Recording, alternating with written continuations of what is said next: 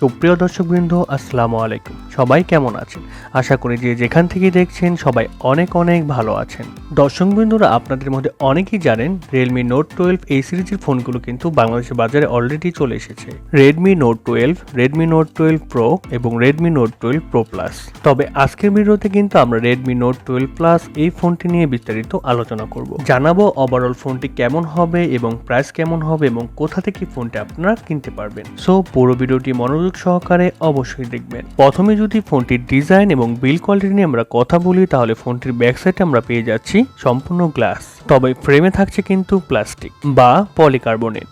তবে ফোনটির ক্যামেরা মডেলও কিন্তু Redmi Note 12 Pro এই ফোনটির মতো। ফোনটি কিন্তু যথেষ্ট মোটা এবং ভারী। ফোনটির থিকনেস করা হয়েছে 9 মিলিমিটার এবং ওজন করা হয়েছে 209 গ্রাম। এর কারণে এক হাতে ফোনটি ব্যবহার করার ক্ষেত্রে কিন্তু কিছুটা প্রবলেম ফেস করতে পারেন। এই ফোনে আপনারা IP53 ডাস্ট এবং প্লেস প্রোটেকশন পেয়ে যাচ্ছেন। এর কারণে ফোনটিতে কিন্তু হালকা পানির ছিটাফোঁটা এবং ধুলো ময়লা কিন্তু ঢুকছে না।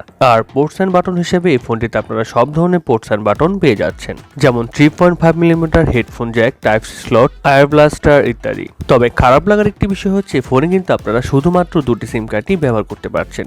এক্সটার্নাল কোনো মেমোরি কার্ড কিন্তু এই ফোনটিতে আপনারা ব্যবহার করতে পারছেন না। এছাড়া ফোনটির সামনে আসলে আপনারা পেয়ে যাচ্ছেন একটি ফুল ভিউ ডিসপ্লে, যার উপরের অংশে মাঝে বরাবর পাঞ্চলের মাধ্যমে বসানো রয়েছে সেলফি ক্যামেরাটি। আর পাঞ্চলের সাইজটাও কিন্তু মোটামুটি ছোটই। আর এই ফোনে থাকছে সাইড মাউন্টেন ফিঙ্গারপ্রিন্ট সেন্সর, যা যথেষ্ট ফাস্ট এবং অ্যাকুরেট বলেই জানতে পেরেছি। আর এই ফোনটি আপনারা মার্কেটে 3টি কালার ব্র্যান্ডে পেয়ে যাবেন, ব্ল্যাক, ব্লু এবং হোয়াইট। সো ওভারঅল সবকিছু মিলে ফোনটির ডিজাইন এবং বিল্ড কোয়ালিটি আপনাদের কাছে কেমন লেগেছে কমেন্ট করে আপনাদের মূল্যবান মতামত অবশ্যই জানাবেন। তারপর যদি আমরা এই ফোনটির প্রাইস নিয়ে কথা বলি, Redmi Note 12 6GB RAM ভ্যারিয়েন্টের price রাখা হয়েছে 26,999 টাকা। আর Redmi Note 12 Pro এই ফোনটি 6GB RAM ভ্যারিয়েন্টের প্রাইস রাখা হয়েছে 30,999 টাকা। আর Redmi Note 12 Pro Plus এই ফোনটির 8GB RAM ভ্যারিয়েন্টের প্রাইস রাখা হয়েছে 39,999 টাকা এবং 12GB RAM ভ্যারিয়েন্টের প্রাইস রাখা হয়েছে 44,500 টাকা। পার্সোনালি আমার কাছে কিন্তু প্রাইস পয়েন্ট একটু বেশি মনে হয়েছে। আপনাদের কাছে কি মনে হয়? কিন্তু একটি মজার ব্যাপার হচ্ছে কয়েকদিনের মাঝে কিন্তু ফোনটির প্রাইস আরো অনেক কমে যাবে। এখন কথা হচ্ছে কোথা থেকে ফোনটি কিনবেন।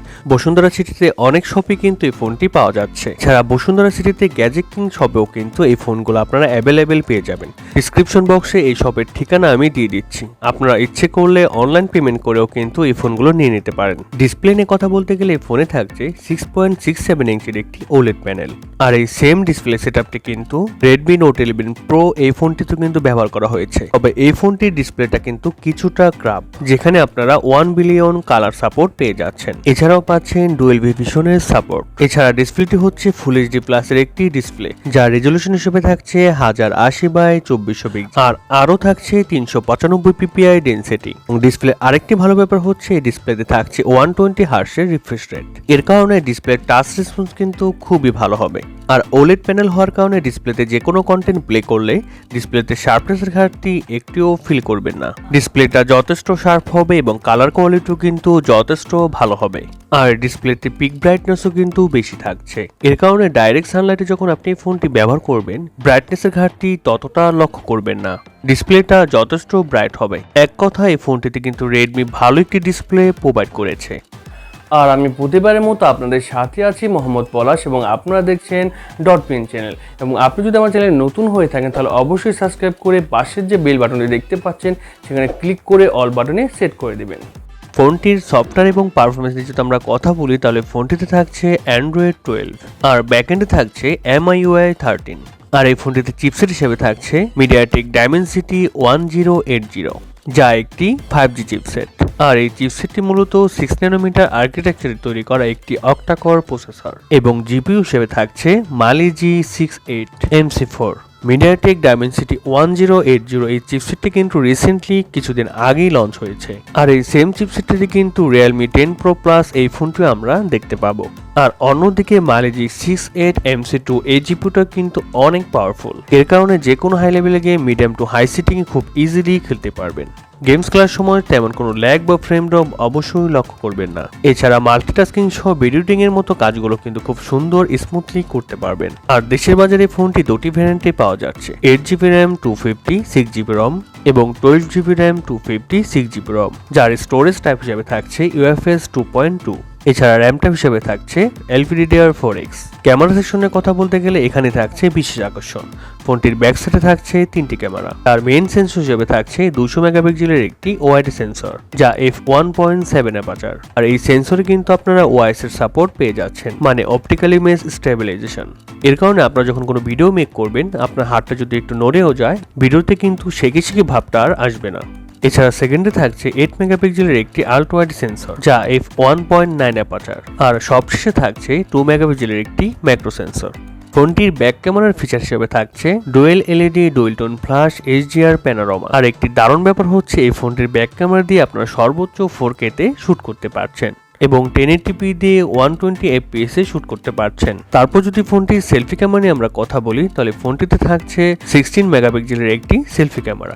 আর সেলফি ক্যামেরার ফিচার হিসেবে থাকছে HDR। তবে সেলফি ক্যামেরা দিয়ে কিন্তু আপনারা শুধুমাত্র 1080p দিয়েই শুট করতে পারছেন। তারপর ফটো কোয়ালিটির কথা বলতে গেলে ফোনটির ব্যাক ক্যামেরার মেইন সেন্সরের ফটো কোয়ালিটি কিন্তু খুবই ভালো হবে। আর এই ফোনটির আরো একটি ভালো ব্যাপার হচ্ছে ফোনে থাকছে স্টেরিও স্পিকার সিস্টেম। এর কারণে ফোনটির অডিও কোয়ালিটি কিন্তু খুবই ভালো হবে। এছাড়া এই ফোনটি ওয়াইফাই, ব্লুটুথ, GPS, NFC-র মতো আর অনেক ধরনের ফিচার্স পেয়ে যাচ্ছেন এবং USB-তে থাকছে USB Type-C 2.0। ফোনটির ব্যাটারি এবং চার্জার নিয়ে কথা বলতে গেলে ফোনে থাকছে 4980 mAh এর একটি ব্যাটারি এবং এই ফোনটিকে চার্জ করার জন্য থাকছে 120 ওয়াটের একটি চার্জার। তবে নোট 12 সিরিজে কিন্তু আরেকটি ফোনে 210 ওয়াটের চার্জার প্রোভাইড করা হয়েছে, কিন্তু এই ফোনে কিন্তু থাকছে 120 ওয়াটের একটি চার্জার। আর Xiaomi বলছে এই চার্জারটি কিন্তু এই ফোনটিকে আপনারা শুধুমাত্র 20 মিনিটের মধ্যেই ফুল চার্জ করে নিতে পারবেন। আর ফোনটিতে যেহেতু পাওয়ার অ্যাপ্লিকেশন একটি চিপসেট ব্যবহার করা হয়েছে, তাই ফোনটিতে ব্যাটারি ব্যাকআপও কিন্তু আপনারা খুবই ভালো পাবেন। এখন কথা হচ্ছে ফোনটি আপনাদের জন্য কেমন হবে। ফোনটির ডিসপ্লের দিক থেকে শুরু করে ক্যামেরা সেকশন, চার্জিং সেকশন সবকিছু কিন্তু মোটামুটি ভালো। গেমিং এর দিক থেকেও কিন্তু এটি অতটা খারাপ হবে না, কিন্তু আমি মনে করি এর দামটা কিন্তু একটু বেশি ধরা হয়েছে। সবকিছু মিলে যদি আপনি এই ফোনটি নিতে চান, তাহলে আমার অ্যাডভাইস থাকবে আপনারা কিছুদিন ওয়েট করে আনঅফিসিয়ালি ফোনটি নিয়ে নিতে পারেন।